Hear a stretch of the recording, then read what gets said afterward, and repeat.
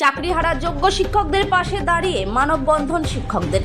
এদিন বিকেলে বালুরঘাট থানার সামনে রাস্তা জুড়ে মানববন্ধন করে শিক্ষক শিক্ষিকারা। মূলত বাম মনোভাবাপন্ন সংগঠনগুলির শিক্ষক শিক্ষিকারা এই মানববন্ধনে অংশগ্রহণ করে। বালুরঘাট শহরের প্রাণকেন্দ্র থানা মোড়ে এই মানববন্ধনের ফলে রাস্তা অবরুদ্ধ হয়ে পড়ে। কিছুক্ষণের জন্য যান চলাচল বন্ধ হয়ে যায়। মানববন্ধন কিছুক্ষণ চলার পর বালুরঘাট থানার পুলিশ এসে অবরোধ তুলে নেয়। মানববন্ধনে অংশগ্রহণকারী শিক্ষক শিক্ষিকারা জানান, শিক্ষক সমাজ এই সরকারের দ্বারা ভীষণভাবে প্রতারিত। সুপ্রিম কোর্টের বিচারের পর রাজ্য সরকারের বিভ্রান্তিমূলক বক্তব্যে শিক্ষক সমাজ বিভ্রান্ত হওয়ায় গতকাল থেকে রাস্তায় দাঁড়িয়ে আন্দোলন করছে। তাদের সাথে বিমাতৃসুলভ আচরণ সরকারের।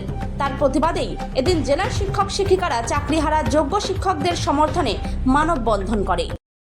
আজকের মানববন্ধন কলকাতায় এসএসসি ভবনের সামনে যোগ্য শিক্ষকরা, শিক্ষাকর্মীরা আজকে ধর্নায় বসেছে। তার কারণ শিক্ষা দপ্তর, এসএসসি মধ্যশিক্ষা পর্ষদ কেউ 2016 এসএসসির যোগ্য অযোগ্যের তালিকা স্পষ্ট করে দেয়নি কোনো ধরনের, সুপ্রিম কোর্টে বা হাইকোর্টে। আজ তাই তাদের বাতিল হয়ে গেছে চাকরিটা। কিন্তু যে দুর্নীতি হয়েছে সেই দুর্নীতির দায় তো শিক্ষা দপ্তর, এসএসসি মধ্যশিক্ষা পর্ষদের, যোগ্য শিক্ষক শিক্ষাকর্মীদের নয়। কিন্তু তাদের দুর্নীতির জন্য আজ এদের চাকরি বাতিল হয়ে গেছে।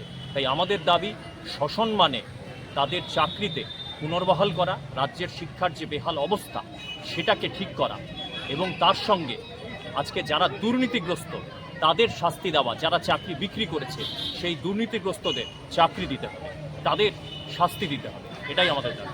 বলছি দাদা, আপনাদের এই মানববন্ধন কর্মসূচি ছাড়া আর কি কর্মসূচি আছে? আপাতত আমাদের মানববন্ধন কর্মসূচি করা হচ্ছে। এর পরবর্তীতে আপনারা জানেন গোটা রাজ্যের শিক্ষক সমাজ শুধু নয়, শিক্ষাকর্মীরা নয়, প্রত্যেকটা বিবেকবান মানুষ আজকে প্রচণ্ড রকমভাবে অস্থিরতা বোধ করছে।